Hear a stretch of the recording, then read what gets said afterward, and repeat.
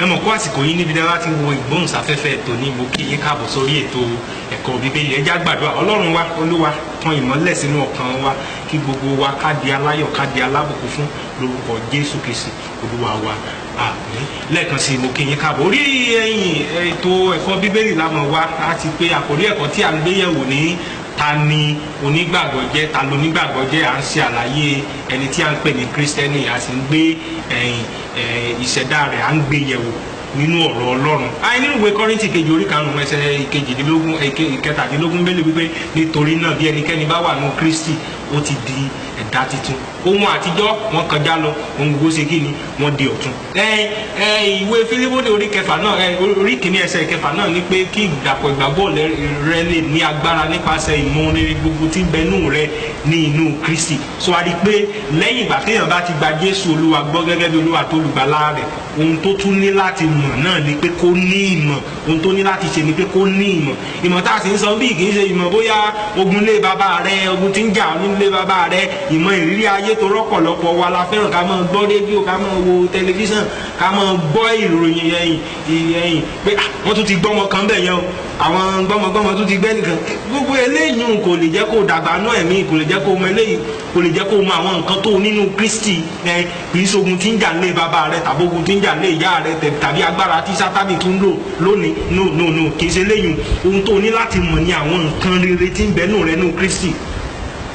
So àwọn ohun tó ní láti mọ̀ nìyẹn. So bí onígbàgbọ́ bí ó bá dá ara rẹ̀ mọ̀, ó gbọ́dọ̀ dá Kristi mọ̀, ó gbọ́dọ̀ dá irú ẹni tí Kristi ń ṣe, ó gbọ́dọ̀ dá mọ̀. Ìwé Kọ́ríńtì kejì yẹn orí karùn-ún yẹn ẹsẹ̀ ìkẹrìndínlógún nítorí náà láti ìsinsìnyí lọ àwa kò mọ ẹnìkan nípa ti ara mọ́ bí àwa tilẹ̀ ti mọ Kristi nípa ti ara, ṣùgbọ́n nísinsìnyí àwa kò mọ bẹ́ẹ̀ mọ́. So ẹ rí i pé a ò lè fi ìwo ara wo Jésù Kristi. A rí i pé nígbà Jésù Olúwa tó wà nínú ayé yìí, tó wà gẹ́gẹ́ bí ẹlẹ́ran ara tó ń ṣe iṣẹ́ ìránṣẹ́ rẹ̀ ní orílẹ̀-èdè Ísírẹ́lì, Bíbélì jẹ́ kó yé wa pé ọ̀pọ̀lọpọ̀ ló tiẹ̀ máa ń ní oríṣiríṣi àpèjúwe nípa rẹ̀. Torí ìdí tó fi ń ní oríṣiríṣi àpèjúwe náà ni wípé ìwo ara ló fi ń wo, ìwo tójú, ìwo tí ènìyàn náà fi wò wọ́n ti rẹ̀ sọ pé àṣèbí àmọ̀ Jésù yìí, ọmọ Jósẹ́fù kọ́ ni, kápẹ́ntà kọ́ ni bàbá rẹ̀ ń ṣe ni, àṣèbí Màríà ni àti ìwà kọ́ ni.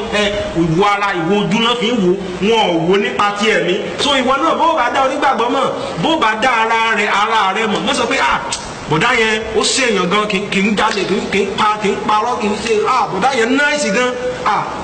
Àmọ́ láwọn tó náìsì gan tí ọ̀tí ẹ̀gbàgbọ́ pọ́lọ́run kankan bẹ̀. So má sọ pé tó o bá fẹ́ wọn tó nígbàgbọ́ ṣe ó jẹ́ tó náìsì, kì í ṣe tó náìsì, ó jẹ́ tó ti gbàgbọ́ nínú Jésù Kristi, ó jẹ́ tó ti ní àwọn nǹkan rere, àwọn ohun gbogbo rere, àwọn ohun gbogbo tó jẹ́ tuntun nínú Kristi Jésù. Ìwé Mátíù orí kẹrìndínlógún ẹsẹ̀ ìkẹtàlá, Jésù Olúwa bẹ́ẹ̀ ni wípé nígbà tí Jésù dé ìgbèríko Késáríà Fílípì, ó bi àwọn ọmọ ẹ̀yìn rẹ̀ léèrè wípé ta lé àwọn ènìyàn fi èmi ọmọ ènìyàn pè ẹ̀rí. Ìbéèrè tó yẹ kí ọ̀pọ̀lọpọ̀ wa ká dáhùn lónìí lélẹ́yìí. Èmi gan tí mò ń tẹ̀lé mi kiri, tẹ̀lé mi lọ ìsọjí àgbà ìyanu, gbogbo ìyanu tí ń ṣẹlẹ̀, ta lẹ fi mí pè gan. Jésù Olúwa wá bèèrè lọ́wọ́ pé ok, ẹ ti ń tẹ̀lé mi, ó yá ẹ̀yin gan kí lẹ mọ̀ ń pa mi gan. Ẹ wo ìdáhùn tí ẹ sọ. Ìrẹ́lẹ̀ wípé wọ́n sì wí fún un pé òmíràn ní Jòhánù Báptísì. Jòhánù Báptísì jẹ́ pé ó sì wà láàyè níbi náà wà yẹn tó ń pè ní Jòhánù Báptísì. Ó ní òmíràn wípé Èlíjà, àwọn ẹlòmíràn ní Jeremáyà tàbí ọ̀kan náà àwọn wòlíì. Ó wá bi wọ́n léèrè wípé ṣùgbọ́n ta ni ẹ̀yin fi mí pè? Ó yá ti sọ ilé táwọn èèyàn ń sọ, ẹ̀yin fúnra yín ta lẹ fi mí pè gan.